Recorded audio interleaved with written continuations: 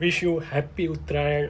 आज हम समझते हैं कि काइट फ्लाइंग और ट्रेडर के बीच में ऐसी कॉमन क्या 5 कॉमन चीज़ होती है। तो फर्स्ट ऑफ ऑल हम देखते हैं कि जैसे एक काइट ज़्यादा पवन में उड़ नहीं सकती, उसी तरह मार्केट में ज़्यादा वॉलेटिलिटी होती है, तब एसएल ट्रिगर होने के चांसेस मैक्सिमम रहते हैं।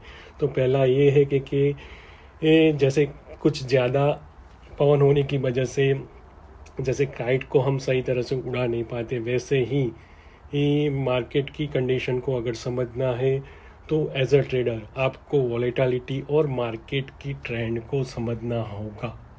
वो आप as per astrology point of view से वही मर्क्यूरी की सिनोडिक साइकिल को समझ के कर सकते हो। सेकंड थिंग है ये कंडीशन को बैलेंस करना। अगर जैसे काइट फ्लाइंग में कुछ ज़्यादा ढील छोड़ देते हैं या फिर कहीं ज़्यादा खींच देते हैं तो बैलेंस, काइट का जो बैलेंस होता है वो बिगड़ जाता है। वैसे ही सेम ट्रेडिंग में होता है।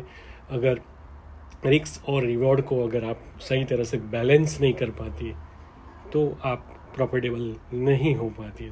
थर्ड थिंग है कि पैशंस, जैसे पैशंस और करेक्ट टाइम का वेट करना काइट फ्लाइंग में बहुत ही इम्पोर्टेंस है। वैसे ही ट्रेडिंग में पैशंस और करेक्ट टाइम का सेटअप का वेट करना बहुत ही मायने करता है।